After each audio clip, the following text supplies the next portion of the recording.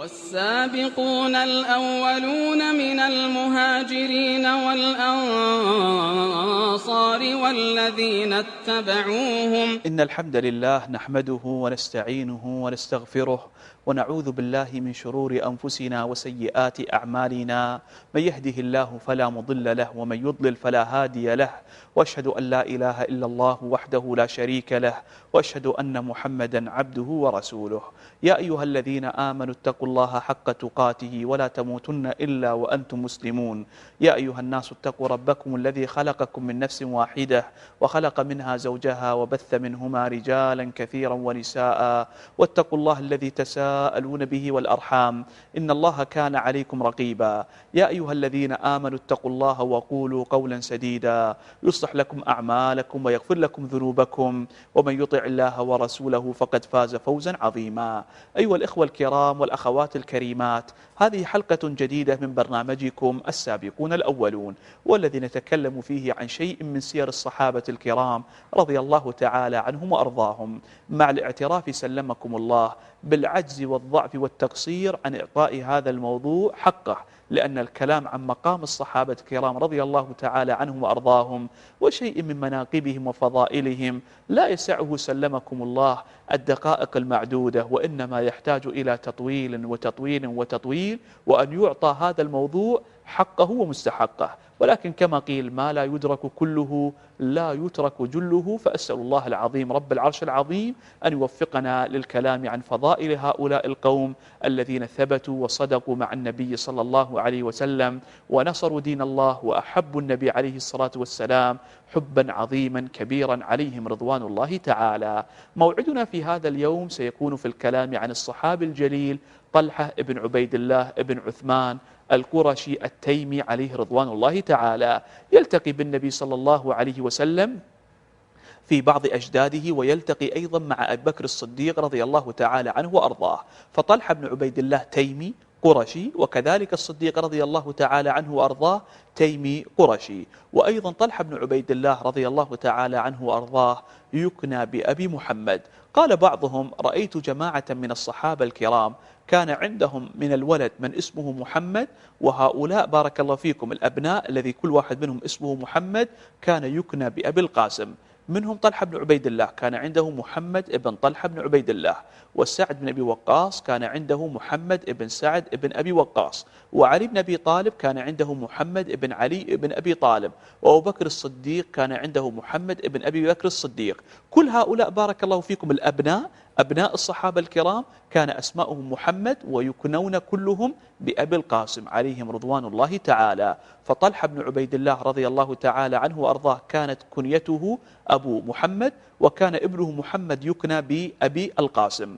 طلحة بن عبيد الله رضي الله تعالى عنه وأرضاه صحابي، أمه صحابية، اسم أمه عليه رضوان الله تعالى الصعبة بنت الحضرمي. وهنا أنبه على نقطة من الصحابة المشهورين بالشجاعة والقوة والفرسان، الصحابي الجليل العلاء بن الحضرمي القائد المشهور الذي ولاه النبي صلى الله عليه وسلم على أرض البحرين. والبحرين بارك الله فيكم سابقا كانت بارك الله فيكم تطلق على إقليم الإحساء المشهور حاليا في المملكة العربية السعودية. ما كانت تطلق كلمة البحرين على جزيرة البحرين بالذات وبالخصوص، وإنما كانت تطلق على هذا الإقليم من شرق الجزيرة العربية. فطلحة بن عبيد الله أمه بارك الله فيكم الصعبة بنت الحضرمي أخت الصحابي الجليل بارك الله فيكم العلاء بن الحضرمي، وهي صحابية أسلمت وهاجرت إلى مدينة النبي صلى الله عليه وسلم. وطلحة رضي الله تعالى عنه وأرضاه من أوائل من آمن وأسلم بنبينا صلى الله عليه وسلم. ومن الخصال العزيزة التي أعطاها الله عز وجل لطلحة بن عبيد الله عليه رضوان الله تعالى أنه تزوج 4 كل واحدة منهن كانت أختها تحت النبي صلى الله عليه وسلم. يعني طلحة بن عبيد الله تزوج 4 من النساء، كل واحدة من زوجاته كانت أختها متزوجة بالنبي صلى الله عليه وسلم. من هؤلاء بارك الله فيكم أم كلثوم بنت أبي بكر الصديق عليها رضوان الله تعالى. وأم كلثوم بارك الله فيكم أخت عائشة رضي الله تعالى عنها وأرضاها. وأيضا تزوج طلحة بن عبيد الله حمنة بنت جحش، وكانت أخت زينب بنت جحش أم المؤمنين رضي الله تعالى عنها وأرضاها. وتزوج أيضا بالفارعة بنت أبي سفيان، وكانت أخت أم حبيبة رملة بنت أبي سفيان عليها رضوان الله تعالى. وتزوج أيضا رقية بنت أبي أمية، وكانت أخت أم سلمة واسمها هند زوجة النبي صلى الله عليه وسلم. وهذه أيضا بارك الله فيكم خصلة عزيزة وفضل كبير أعطاه الله عز وجل لطلحة بن عبيد الله عليه رضوان الله تعالى. وكان طبعا طلحة مشهورا بالشجاعة والقوة والفروسية والبطولة مع نبينا صلى الله عليه وسلم، حتى ذكر بعضهم من أهل السير والتراجم أن أشد الصحابة الذين آمنوا وأسلموا واتبعوا النبي صلى الله عليه وسلم وأكثرهم شهرة بالبطولة والقوة عمر بن الخطاب وعلي بن أبي طالب والزبير بن العوام وسعد بن أبي وقاص وطلحة بن عبيد الله عليهم جميعا رضوان الله تعالى. وطبعا شارك طلحة مع النبي صلى الله عليه وسلم في جميع الغزوات إلا في غزوة بدر. لما لم يشارك رضي الله تعالى عنه وأرضاه في غزوة بدر؟ كان في مهمة بعثه فيها نبينا صلى الله عليه وسلم مع عبد الله بن زيد، كما سيأتينا بإذن الله سبحانه وتعالى في سيرة عبد الله بن زيد عليه رضوان الله تعالى. فلذلك ما تيسر له أن يشهد غزوة بدر، لأنه كان مشغولا في أمر طلبه منه نبينا صلى الله عليه وسلم. ولكن النبي عليه الصلاة والسلام فرض له وقسم له بارك الله فيكم شيئا من الغنائم في غزوة بدر، وجعله كالمشارك في هذه الغزوة العظيمة وهذه الغزوة الكبيرة. على شدة قوة طلحة بن عبيد الله عليه رضوان الله تعالى كان يعذب لما أعلن إسلامه في مكة المكرمة مع أبي بكر الصديق رضي الله تعالى عنه وأرضاه. فكان طلحة بن عبيد الله مع أبي بكر الصديق يعني يلقبان بالقرينان. لماذا؟ لأنهما كانا يعني سويا في هذا الأذى الكبير الذي تعرض له من بعض كفار قريش، فكان يوثقان ويربطان ربطا عليهم رضوان الله تعالى. وفي هذا تنبيه لنا أن هؤلاء السادة الكرام عليهم رضوان الله تعالى تعرضوا إلى هذا الأذى الكبير وهذا الأذى العظيم، ومع هذا تحملوا كل هذا في سبيل الله عز وجل. والواحد منا سلمكم الله لو ابتلي بالسراء أو ابتلي بالضراء فصبر على قدر الله عز وجل لوجد الخير العظيم والفضل الكبير.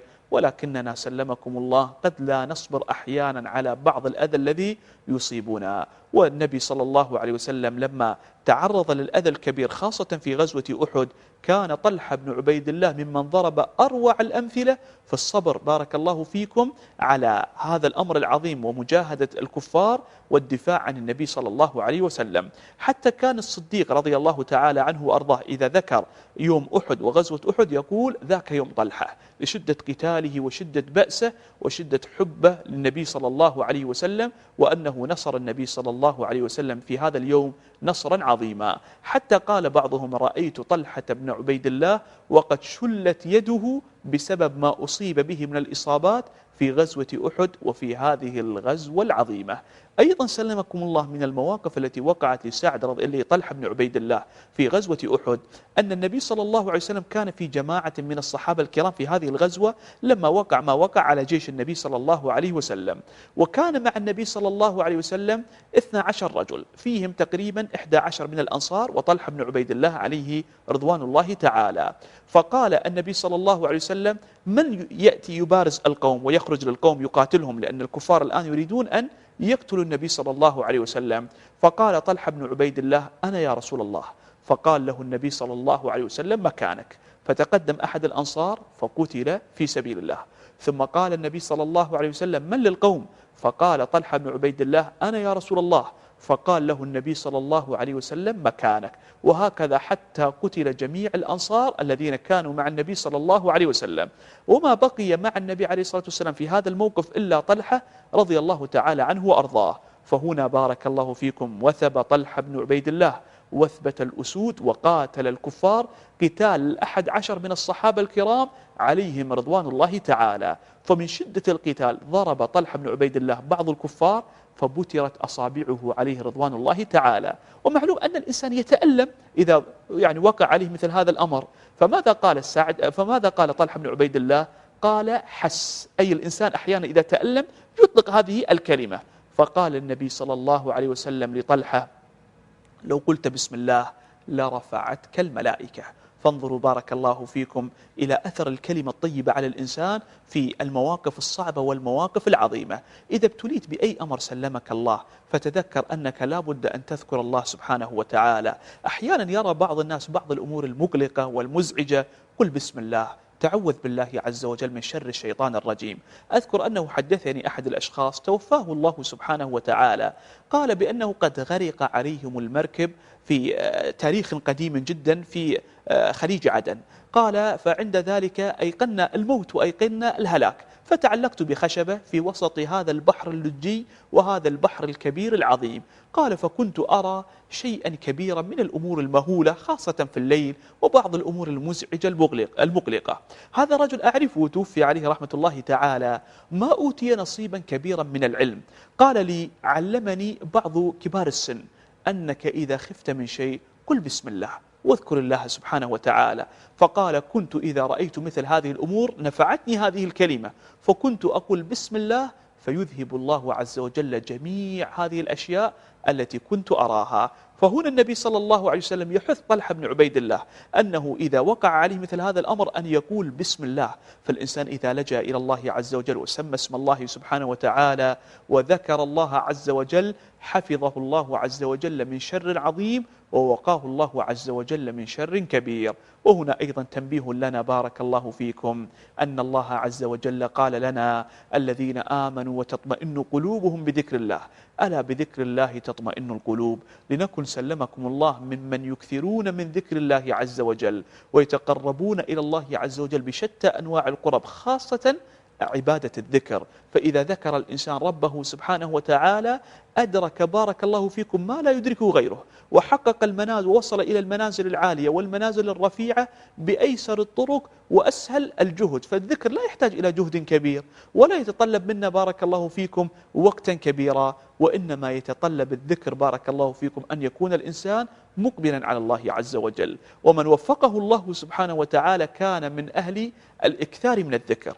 عندما يمشي إلى عمله ويذهب في سيارته إلى العمل ويعاني من زحام كبير يعقد بأنامله فيقول على أقل تقدير سبحان الله والحمد لله ولا إله إلا الله والله أكبر، أو سبحان الله وبحمده سبحان الله العظيم لا حول ولا قوة إلا بالله، اللهم صل على محمد وعلى آل محمد، أستغفر الله الذي لا إله إلا هو الحي القيوم وأتوب إليه. وهكذا إذا الإنسان ذكر الله سبحانه وتعالى فاز فوزا عظيما وكتب الله عز وجل له خيرا كبيرا. وأما من كان معرضا عن الله عز وجل فلا تأخذ الجواب عن حاله من كلامي ولا من كلام فلان أو علان. ماذا يقول الله عز وجل؟ ومن أعرض عن ذكري فإن له معيشة ضنكا ونحشره يوم القيامة أعمى. هذا حال المعرض عن ذكر الله عز وجل، يكون صدره في ضيق عظيم جدا ويعيش الحياة الكئيبة. فلذلك لا بد ألا نهمل ذكر الله عز وجل، خاصة عند المصائب. الذين إذا أصابتهم مصيبة قالوا إنا لله وإنا إليه راجعون أولئك عليهم صلوات من ربهم ورحمة. فإذا كان الإنسان مكثرا من ذكر الله عز وجل فاز وحاز الخير العظيم، وأكرمه الله عز وجل بالكرامات العجيبة والكرامات الكبيرة في هذه الدنيا لأنه كان مكثرا من ذكر الله عز وجل. وأما الذي لا يذكر الله سبحانه وتعالى ولا يأتي بالأذكار ولا يكون من أهل العبادة والإقبال على الله عز وجل فعند ذلك بارك الله فيكم قد يعيش ويجد الحياة السيئة والحياة التي فيها بارك الله فيكم عدم الراحة وعدم الاطمئنان. ذكرت لكم سلمكم الله أن طلحة بن عبيد الله تعرض إلى الأذى العظيم مع النبي صلى الله عليه وسلم عندما كان يشارك في غزوات النبي صلى الله عليه وسلم، فأصيب في يده وكانت يده شلاء، ومع هذا ما كانوا يحتجون على قضاء الله وعلى قدر الله عز وجل. إن بعض الناس عندما يبتليهم الله سبحانه وتعالى بمختلف أنواع الابتلاءات تجد منهم صبرا ورضا وإيمان بالله سبحانه وتعالى، وتجدهم من أهل الصبر والاحتساب. وبعض الناس إذا ابتلي بالابتلاء اليسير تجده من أهل الجزع وعدم الصبر وعدم الإيمان بالله عز وجل. وهنا يتفاوت الناس، وهنا يظهر الإيمان الحقيقي بالله سبحانه وتعالى. طلحة بن عبيد الله ما قال يا رسول الله أنا في بداية أمري الآن لغزوة أحد كانت في السنة الثالثة من الهجرة النبوية الشريفة، ما قال للنبي صلى الله عليه وسلم يا رسول الله أنا الآن في السنة الثالثة من الهجرة وتكون يدي شلاء وكيف أعيش بقية حياتي. ما كانوا يقولون هكذا، وإنما كان عندهم الرضا الكامل بارك الله فيكم بقضاء الله وقدر الله سبحانه وتعالى. فلا يكون الإنسان مؤمنا حق الإيمان إلا إذا كان محققا لأركان الإيمان، ومن أعظم أركان الإيمان الإيمان بالقدر خيره وشره. ذكر بعضهم بأنه لم يبقى في بعض المواقف الصعبة مع النبي صلى الله عليه وسلم في القتال والمعارك إلا سعد بن أبي وقاص وطلحة بن عبيد الله عليهما رضوان الله تعالى. وهذا دليل على شدة قتال هذا الصحابي حبا لله سبحانه وتعالى وحبا لنبينا عليه الصلاة والسلام. كان الصحابة الكرام رضي الله تعالى عنهم وأرضاهم على أدب عظيم جدا مع نبينا عليه الصلاة والسلام، لا يحبون أن يزعجوا نبينا صلى الله عليه وسلم بالأسئلة وكثرة الإلحاح عليه صلى الله عليه وسلم، ولكن أيضا كانت عندهم رغبة كبيرة وحرص كبير جدا على تعلم مسائل العلم. فكانوا يفرحون إذا جاء بعض الأعراب إلى النبي صلى الله عليه وسلم ويسألون النبي صلى الله عليه وسلم عن بعض الأسئلة. فجاء رجل إلى النبي صلى الله عليه وسلم يسأله يا رسول الله من هؤلاء الذين قضوا نحبهم؟ وسيأتي معنا تفسير هذه الآية. فالنبي صلى الله عليه وسلم سكت، فجاء هذا الرجل وسأل النبي صلى الله عليه وسلم مرة أخرى هذا السؤال عن الذين قضوا نحبهم، والنبي عليه الصلاة والسلام سكت. فدخل طلحة بن عبيد الله، فالنبي صلى الله عليه وسلم قال لهذا الأعرابي هذا الرجل ممن قضى نحبه. ما معنى بارك الله فيكم ممن قضى نحبه؟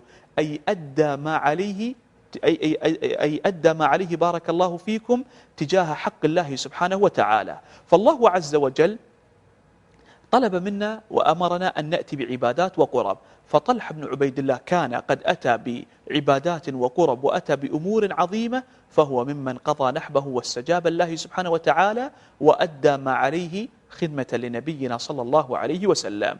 وهذا يبين سلمكم الله أن هذه أيضا منزلة عظيمة جدا ومنقبة كبيرة جدا لطلحة بن عبيد الله عليه رضوان الله تعالى. والنبي صلى الله عليه وسلم بشر طلحة بن عبيد الله بالجنة، فقال وطلحة بن عبيد الله في الجنة.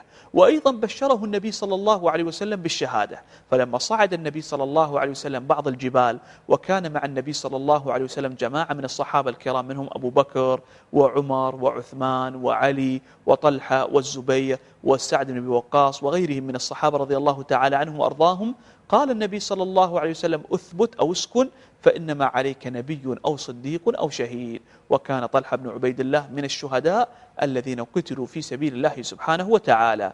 وأيضا قال نبينا صلى الله عليه وسلم من سره أن ينظر إلى شهيد يمشي على الأرض فلينظر إلى طلحة بن عبيد الله.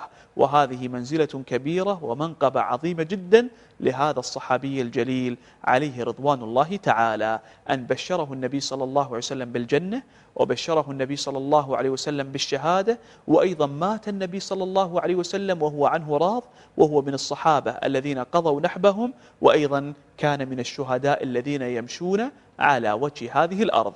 أيضا سلمكم الله وبارك الله فيكم من المناقب العظيمة لطلحة بن عبيد الله أنه كان حريصا على تعلم العلم وتلقيه عن نبينا صلى الله عليه وسلم، فكان يسأل النبي عليه الصلاة والسلام ويراجع النبي صلى الله عليه وسلم في مسائل العلم. فجاء مرة إلى النبي صلى الله عليه وسلم يسأله يا رسول الله كيف نصلي عليك؟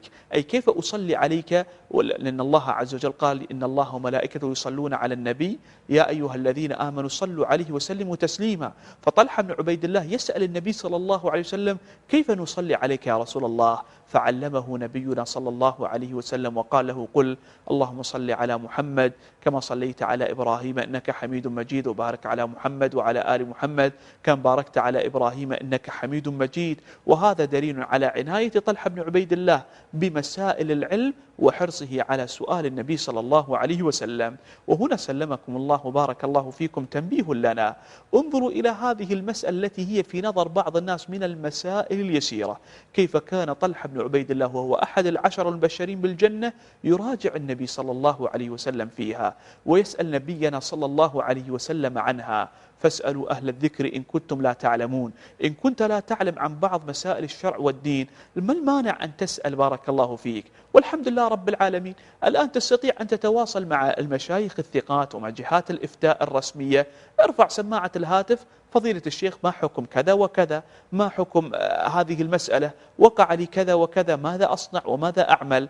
أقول هذا الكلام لأن بعض الناس والله الذي لا إله غيره يبدي حرصا كبيرا جدا سلمكم الله في السؤال عن مسائل الشرع والدين، خاصة إذا كان مثلا مقبل على بعض مسائل التجارة، مقبلا على بعض مسائل الزكاة، مقبل على الصيام أو الذهاب للحج أو الجنائز أو غيره. وهذا دليل على إيمان الناس وعلى حرصهم على التفقه في دين الله عز وجل. فالنبي صلى الله عليه وسلم يقول: من يرد الله به خيرا يفقهه في الدين. وبعض الناس سامحهم الله عز وجل تمر عليهم عضل المسائل والمسائل الشائكة، ومع هذا لا يكلف الواحد منهم أن يرفع السماعة ويتصل بارك الله فيكم على بعض المشايخ يسألهم. وهنا نقطة أوصي بها في قضايا الطلاق بالذات في مثل هذه المسائل والمواضيع الحساسة: لا تقبل بارك الله فيك أن تتصل على بعضهم وتسألهم، وإنما اذهب بنفسك إلى جهات الاختصاص وهي المحاكم وسلهم عن مثل هذه القضايا ومثل هذه المواضيع، لأن هذه المواضيع تكون حساسة جدا للغاية. والعجب العجب أنه تمر علي بعض الأسئلة في مسائل الطلاق، أستغرب بأن في كثير من هذه المسائل لا يتصل الزوج كي يسأل عن حكم هذه المسألة، مع أنه هو الذي أوقع الطلاق. من التي تكون حريصة على معرفة الحكم الشرعي في هذه المسألة؟ الزوجة. وأما الزوج فهو غير مكترث أحيانا بمثل هذه المسائل ولا يبالي بها. فإذا سألته وقلت له: كيف رجعت إلى هذه المرأة؟ يقول: سألت بعضهم وقال لي زميلي وقال لي فلان، وبحثت في الإنترنت ووجدت كذا وكذا. وهذا طبعا كله لا يصح، وهذا لا يجوز، وهذا قد يكون من التلاعب بهذه الأحكام الشرعية العظيمة وبهذه الأحكام الشرعية المهمة. أيضا سلمكم الله عز وجل من المناقب التي تذكر لطلحة بن عبيد الله أنه كما ذكرت لكم كان حريصا على العلم. ذكر بارك الله فيكم بعض أهل العلم وحسن هذا الخبر وهذا الحديث بأن طلحة بن عبيد الله استضاف بعض الأشخاص، شخصين من قبيلة قضاعة. فالأول بارك الله فيكم قتل في سبيل الله سبحانه وتعالى، والثاني سلمكم الله مات بعد الأول بسنة كاملة. فطلحة بن عبيد الله رأى رؤيا في المنام، رأى بارك الله فيكم أن الثاني الذي مات على فراشه يدخل الجنة قبل الأول بفترة أو بمدة، أو يسبق الأول بدخول الجنة. استغرب طلحة بن عبيد الله: كيف يكون هذا الأمر مع أن الأول قتل في سبيل الله والثاني ما قتل في سبيل الله، مات على فراشه، لكن الثاني في الرؤيا يدخل الجنة قبل الأول؟ ذهب إلى النبي صلى الله عليه وسلم وأخبره وقص عليه الرؤيا، فقال نبينا صلى الله عليه وسلم عن الثاني: أليس قد صام بعده رمضان وصلى لله عز وجل 6000 ركعة؟ هذا دليل على فقه طلحة بن عبيد الله عليه رضوان الله تعالى. لما رأى الرؤيا الغريبة هذه ذهب إلى نبينا صلى الله عليه وسلم وطلب من النبي عليه الصلاة والسلام أن يشرح له وأن يفسر له مثل هذا الأمر وأن يذكر له تعبير هذه الرؤيا. وفي هذا تنبيه لنا بارك الله فيكم أن الرؤى إذا أراد الإنسان أن يعبرها لا يسأل أي شخص عنها، فليس كل شيخ دين يصلح أن يعبر الرؤى، وليس كل شيخ دين بارك الله فيكم يكون معبرا للرؤيا، كما أن العكس صحيح، ليس كل معبر للرؤيا يكون شيخا من مشايخ الدين. فلا بد أن ينتبه الناس وأن يعرفوا بارك الله فيكم أن علم تعبير الرؤى علم بارك الله فيكم يعطيه الله عز وجل لبعض الأشخاص يمن عليهم بهذا العلم، فينتبهوا لمثل هذه المسائل. فطلحة بن عبيد الله لما رأى هذه الرؤيا ذهب إلى النبي صلى الله عليه وسلم وعرض عليه هذه الرؤيا. أيضا مما يبين عناية طلحة بن عبيد الله بمسائل العلم أن عمر بن الخطاب رأى طلحة بارك الله فيكم في موقف وفي حال فاستغرب منه: يعني ما الذي بك يا طلحة حتى يكون حالك هكذا؟ قال: حديث سمعته عن النبي صلى الله عليه وسلم، ولكن معنى الخبر بأن طلحة لم يستفسر من النبي صلى الله عليه وسلم عن معنى أو تكملة هذا الحديث. ما هو هذا الحديث؟ النبي صلى الله عليه وسلم يذكر عن كلمة من قالها عند الموت أشرق وتهلل وجهه بهذه الكلمة. فطلحة بن عبيد الله يقول ما سألت النبي صلى الله عليه وسلم ما هي هذه الكلمة التي لها هذا الفضل ويترتب عليها هذا الأمر الطيب وهذا الأمر الجميل. فقال عمر بن الخطاب لطلحة بن عبيد الله أنا أعلم هذه الكلمة. فقال له طلحة ما هي هذه الكلمة؟ فقال عمر لطلحة بن عبيد الله هي كلمة لا إله إلا الله محمد رسول الله. فانظروا كيف كان طلحة بن عبيد الله يفكر في مسائل العلم، وكيف أنه كان قلقا لأنه لم يسمع تكملة الخبر من النبي صلى الله عليه وسلم. فلما بين له عمر عليه رضوان الله تعالى تكملة الخبر الذي علمه عن النبي عليه الصلاة والسلام سلم طلحة بن عبيد الله عليه رضوان الله تعالى. وأيضا هذه منقبة أخرى لطلحة بن عبيد الله عليه رضوان الله تعالى. بعض الناس إذا أفدته بفائدة لم يتقبل منك، لأنك إما أن تكون أصغر منه، أقل منه سنا، هو عنده شهادة أعلى منك. أما طلحة بن عبيد الله ما كانت تهمه مثل هذه الأشياء، هو يريد أن يتعلم العلم. فلما حدثه عمر رضي الله تعالى عنه وأرضاه بالذي عرفه عن النبي صلى الله عليه وسلم مباشرة كان طلحة بن عبيد الله ممن يستجيب ويسمع لمسائل العلم. وهكذا والله يكون الإنسان المعظم لله سبحانه وتعالى. حتى قال بعضهم إذا أفادك إنسان بفائدة من العلوم فالزم شكره أبدا، وقل فلان جزاه الله صالحة أفادنيها وألقي الكبر والحسد. كان بعض السلف الصالح يقولون لا ينبل الرجل، لا يكون من النبلاء حتى يأخذ العلم ممن هو مثله وممن هو فوقه وممن هو دونه. إذا أفادك إنسان ولو كان أصغر منك وأقل شأن منك بفائدة وأفادك بالأمر من مسائل العلم فكن بارك الله فيك ممن يرضى ويسلم ويتقبل بهذه الفائدة، كما صنع طلحة بن عبيد الله مع عمر بن الخطاب عليه رضوان الله تعالى. وأيضا عمر رضي الله تعالى عنه وأرضاه لما وجد طلحة محتاجا إلى مسألة من مسائل العلم بين له مباشرة. فإن بعض الناس أيضا قد يكتم العلم، وهذا أمر غير طيب وغير محمود. إذا نتعلم من هذا الموقف أننا نسأل عن مسائل ديننا وأن نتفقه في دين الله عز وجل. إذا أشكلت عليك المسائل لا تقدم على هذه الأمور هكذا كيفما وقعت وكيفما اتفقت، وإنما اسأل قبل أن تعمل. فالعلم يكون قبل القول والعمل. الله عز وجل يقول فاعلم أنه لا إله إلا الله واستغفر لذنبك. وأما بعض الناس يقول لك سأفعل الأمر ثم بعد ذلك أسأل، وهذا طبعا من التفريط. اسأل وتفقه في الدين وتعلم من هدي الصحابة الكرام كيف كانوا يعبدون الله عز وجل على بينة وعلى بصيرة، ويحرصون على طلب العلم النافع ويتزودون منه تزودا عظيما. ما كانت تشغلهم عن هذه المسائل تجاراتهم أو جهادهم في سبيل الله أو أسرهم أو أبناؤهم، وإنما كانوا يرتبون أوقاتهم ويتفقهون في دين الله عز وجل. في هذه المسألة التفقه في الدين للأسف الشديد إخواني وأخواتي نعاني من أمية خطيرة موجودة عند جماعة من الناس. ما هي هذه الأمية؟ الأمية في مسائل الشرع والدين. عندما تأتي بعض مسائل الدين يكون بعض الناس والله لا يفقه فيها أي شيء، حتى بعض مسائل الطهارة، بعض مسائل الصلاة. لماذا؟ لأنهم لا يكلفون أنفسهم أن يتفقهوا في دين الله عز وجل. لا يكلف بعض الناس نفسه أن يمسك كتيب صغير ويقرأ فيه كيف أفعل في هذا، كيف أفعل وأصلي مثل صلاة النبي صلى الله عليه وسلم، كيف أزكي على طريقة النبي عليه الصلاة والسلام، كيف أحج كما حج النبي صلى الله عليه وسلم. وهذا من التقصير العظيم الذي ما كان الصحابة الكرام رضي الله تعالى عنهم وأرضاهم عندهم شيء من هذا التقصير، وإنما كانوا يسألون النبي صلى الله عليه وسلم. لذلك لو جمع الإنسان أسئلة الصحابة للنبي عليه الصلاة والسلام لوجدها أسئلة كبيرة وأسئلة كثيرة، فكانوا يسألون النبي صلى الله عليه وسلم ويطلبون منه أن يبين لهم وأن يعلمهم وأن يذكرهم دين الله سبحانه وتعالى. وهذا طلحة بن عبيد الله أحد العشر المبشرين ما منعته منزلته أن يتفقه في دين الله عز وجل وأن يتعلم دين الله سبحانه وتعالى. من المناقب بارك الله فيكم لطلحة بن عبيد الله أن النبي صلى الله عليه وسلم توفي وهو راض عن طلحة بن عبيد الله رضي الله تعالى عنه وأرضاه، وهو كان من الشورى الذين أوصى إليهم عمر بن الخطاب إدارة واختيار ولي الأمر بعد مقتله عليه رضوان الله تعالى. وهؤلاء بارك الله فيكم أهل الشورى كان منهم عثمان وعلي وطلحة والزبير وسعد ابن أبي وقاص مع يعني هؤلاء كانوا بارك الله، وعبد الرحمن بن عوف، هؤلاء كانوا هم أهل الشورى الذين عهد إليهم عمر بن الخطاب أن يختاروا الخليفة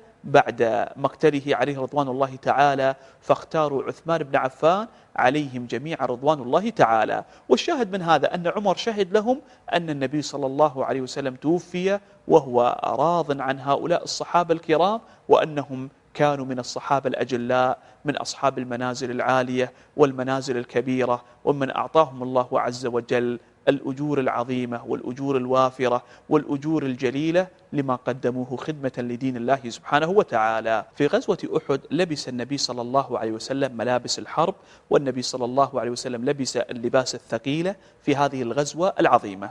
فأراد النبي صلى الله عليه وسلم أن يصعد على صخرة، ولما كانت الدرع التي يلبسها النبي صلى الله عليه وسلم وعليها أيضا درع أخرى غليظة ثقيلة، ما استطاع النبي صلى الله عليه وسلم أن يصعد على هذه الصخرة. ومعلوم بارك الله فيكم أن الإنسان وهو في هذه المعركة وفي هذه الغزوة العظيمة التي يعني يبذل فيها الإنسان الشيء الكبير من جهده ومن قوته، ويلبس هذه الملابس الثقيلة، قد لا يستطيع أن يصعد على هذه الصخرة.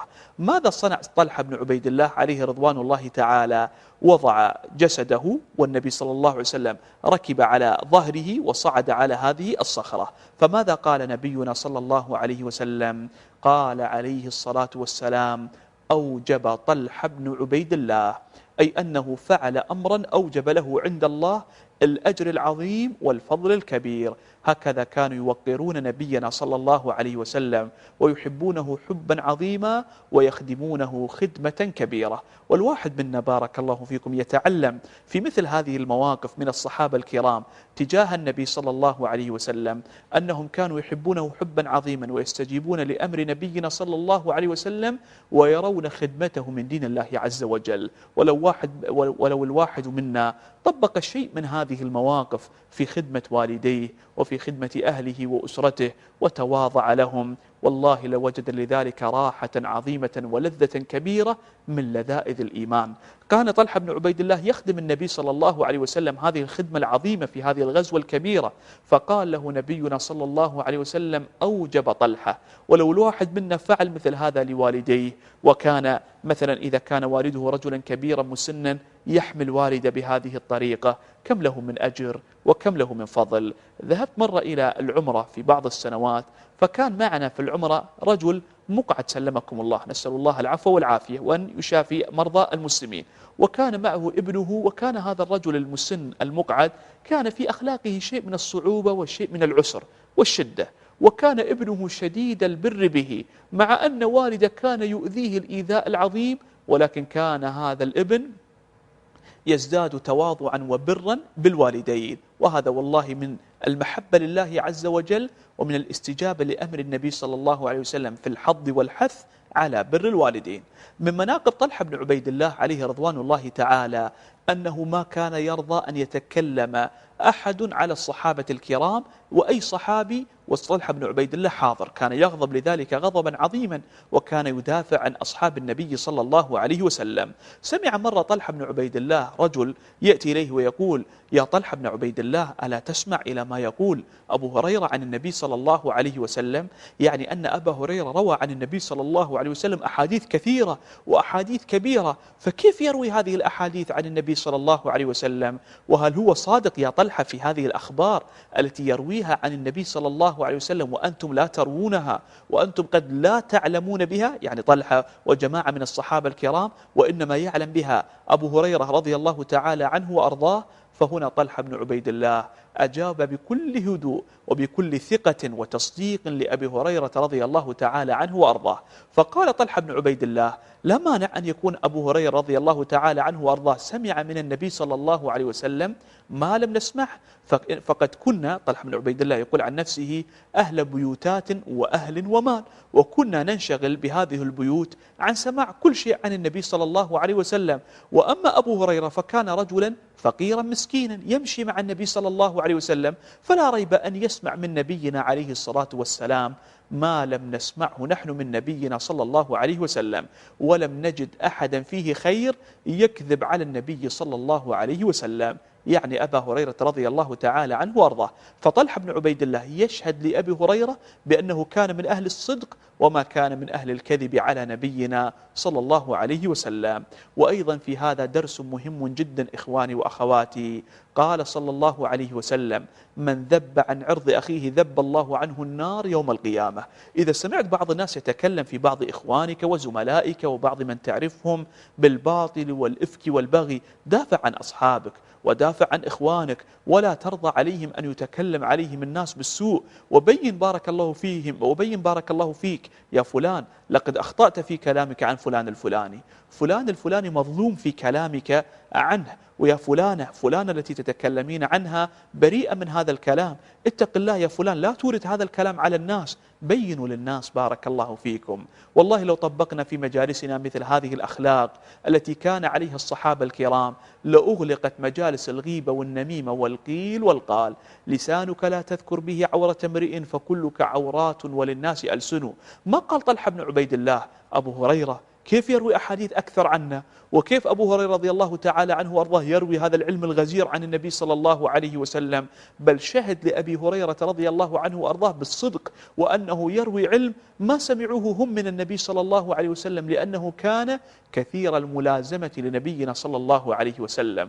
وهذه خصلة عزيزة جدا تبين أن الصحابة الكرام ما كانوا يحملون في قلوبهم الغل والشحناء والبغضاء تجاه الصحابة الآخرين، وإنما كانت قلوبهم سليمة تجاه أصحاب النبي صلى الله عليه وسلم. وهذا بارك الله فيكم من درجات الإيمان العالية. النبي صلى الله عليه وسلم لما ذكر وتكلم عن أفضل الرجال قال صلى الله عليه وسلم: كل صدوق اللسان مخموم القلب، مخموم بحرف الخاء.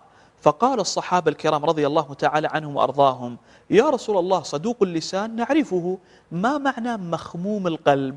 قال: التقي النقي لا غل فيه ولا بغي ولا حسد. والله هذا هو القلب الطيب الطاهر الذي يسأل المسلم أن يرزقه الله عز وجل هذا القلب الطيب العظيم، وهذا القلب الذي لا يحمل ولا يوجد فيه أي شيء من الغل والبغضاء تجاه الآخرين. وهذا أمر لابد أن نعود ونربي أنفسنا عليه.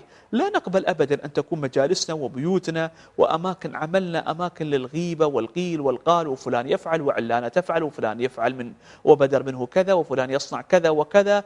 أوقفوا الناس بارك الله فيكم عند حدهم، وبينوا لهم أن الكلام الذي تتكلمونه على الناس هذا كلام محرم وكلام لا يجوز. كان طلحة بن عبيد الله رضي الله تعالى عنه وأرضاه مشهورا بالكرم والجود، حتى كان يلقب بطلحة الفياض وطلحة الجود وطلحة الخير عليه رضوان الله تعالى. وهنا بارك الله فيكم من الأخلاق النبوية التي يحبها الله عز وجل أن يكون الإنسان كريما جوادا بالمال، فالله عز وجل كريم يحب الكرماء، رحيم يحب الرحماء، وستير يحب الذين يسترون على الناس. وهكذا المسلم يكون كريما مع جميع الناس، خاصة مع أهل بيته. طلحة بن عبيد الله كان كريما الكرم العجيب العظيم، وإذا كان كرمه هذا بارك الله فيكم مع أحد الناس، فكيف بكرمه مع أهل بيته؟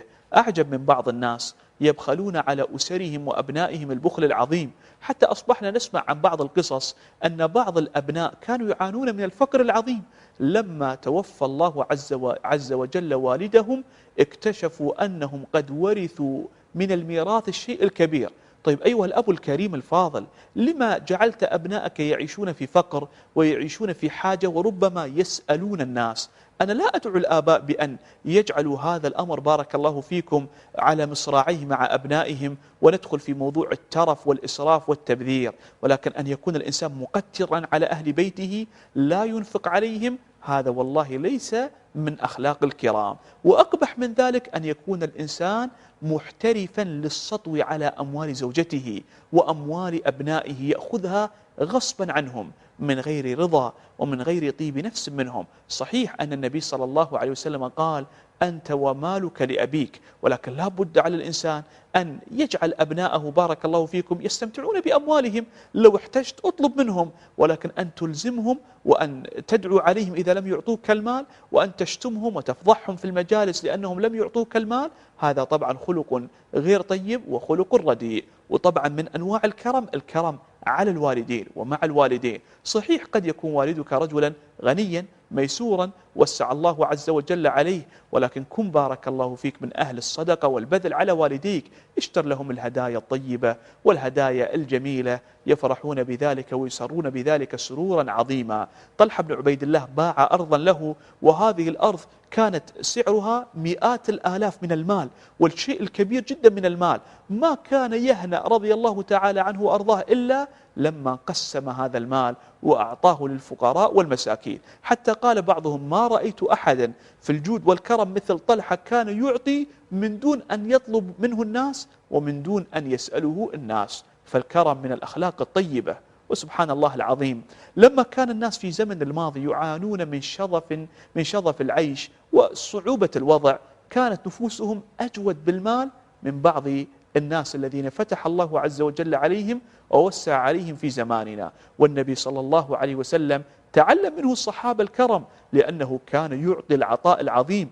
ما كانت يد النبي صلى الله عليه وسلم باليد المقبوضة، بل كانت يده صلى الله عليه وسلم يد مبسوطة منطلقة في الخير. هو الكريم الذي ما رد سائله، ما شك شخصان في هذا ولا اختلفا.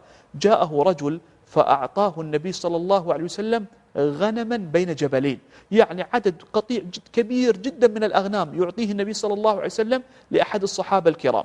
يرجع إلى قومه فيقول: يا معشر الناس أسلموا، فإن محمدا يعطي عطاء من لا يخشى الفقر، عليه صلوات الله وسلامه. والنبي صلى الله عليه وسلم كان يتألف الناس بالمال، يعطي بعض المؤلف قلوبهم من أسلموا حديثا الأموال، فيثبت الله عز وجل قلوبهم على الإسلام. والإنسان مثلا إذا كانت عنده خادمة أسلمت حديثا فأعطاها شيء من المال كي يعني تحب الإسلام أكثر ويحبب قلبها إلى الإسلام والتمسك به أكثر وأكثر، فهذا والله من الأخلاق الطيبة ومن الأخلاق الحسنة ومن الأخلاق الجميلة. فلذلك بارك الله فيكم كان طلحة بن عبيد الله مشهورا بهذا الأمر، معروفا بشدة كرمه وجوده وبذله للمال في سبيل الله سبحانه وتعالى. فلنقتدي به عليه رضوان الله تعالى، ونكون بارك الله فيكم من أهل الكرم والجود والإنفاق والعطاء. فإن نبينا صلى الله عليه وسلم كان يمدح أهل الكرم ويمدح من يتصدق في سبيل الله عز وجل ويعطي الفقراء ويعطي المساكين. طلحة بن عبيد الله بارك الله فيكم وقعت له كرامة عجيبة وكرامة غريبة. ما هي هذه الكرامة؟ تكلم رجل بارك الله فيكم على طلحة والزبير وعثمان وعلي رضي الله تعالى عنهم وأرضاهم، تكلم عليهم بسوء. فماذا فعل سعد بن أبي وقاص بحضرة سعد بن أبي وقاص؟ ذكر هذا الرجل بالله، فأصر هذا الرجل على الكلام في هؤلاء الصحابة الكرام رضي الله تعالى عنهم وأرضاهم. ماذا فعل سعد بن أبي وقاص؟ قام ودعا الله سبحانه وتعالى على هذا الرجل، فجاء بعير من وسط الناس وجاء إلى هذا الرجل فقتل البعير هذا الرجل. فكان الناس يقولون لسعد بن أبي وقاص: هنيئا لك يا أبا إسحاق، استجاب الله عز وجل دعاءك. وهذه كرامة من الله عز وجل للصحابة الذين تكلم عليهم هذا الرجل، وكرامة من الله عز وجل لسعد بن أبي وقاص لما استجاب الله عز وجل دعاءه. فالله عز وجل لا يحب منا أبدا أن نطلق لساننا في الصحابة الكرام وفي سائر الخلق وفي سائر الناس ونتكلم عليهم بالكلام القبيح والكلام السيء، بل الله عز وجل يطلب منا ألا يغتب بعضنا بعضا وألا يشتم بعضنا بعضا، وأن نحافظ وأن نملك ألسنتنا. فإن النبي صلى الله عليه وسلم كان يقول: وهل يكب الناس في النار على مناخرهم إلا حصائد ألسنتهم. فلذلك الإنسان دائما وأبدا يمسك لسانه، خاصة في المسائل التي لها صلة بالشرع والدين. يعني بعض الناس لا يمسك لسانه ويمزح مثلا في أمور تتعلق بالدين، هنا يكون المزاح خطأ، وهنا يكون المزاح من الأمور التي لا يحبها الله عز وجل. الإسلام لم يطلب منا أن نعيش في شقاء وأن نعيش في حزن، ولكن إذا وصل المزاح في مسائل تتعلق بشرع الله ودين الله، هنا لا بد أن نتوقف وأن نحاسب أنفسنا محاسبة عظيمة وأن ننتهي عن مثل هذا الأمر. فلما تجاوز هذا الرجل الحد وتكلم على الصحابة الكرام وذكره سعد بن أبي وقاص رضي الله تعالى عنه وأرضاه عن خطورة وفداحة هذا الأمر ولم يستجب، عاقبه الله عز وجل هذا العقاب الشنيع، لأن الله سبحانه وتعالى لا يرضى أبدا أن ينتقص الناس صحابة النبي صلى الله عليه وسلم، وحرم علينا هذا الأمر تحريما عظيما. وأيضا بارك الله فيكم قتل طلحة بن عبيد الله مظلوما شهيدا في سبيل الله سبحانه وتعالى في سنة 36 من الهجرة النبوية الشريفة. ونسأل الله العظيم رب العرش العظيم أن يجمعنا بطلحة بن عبيد الله ونبينا صلى الله عليه وسلم وسائر الصحابة أجمعين وآبائنا وأمهاتنا وأزواجنا وذرياتنا وولاة أمرنا على سرر متقابلين في الفردوس الأعلى. اللهم آمين، اللهم آمين، اللهم آمين. وصلى الله وسلم على نبينا محمد وآله وصحبه أجمعين.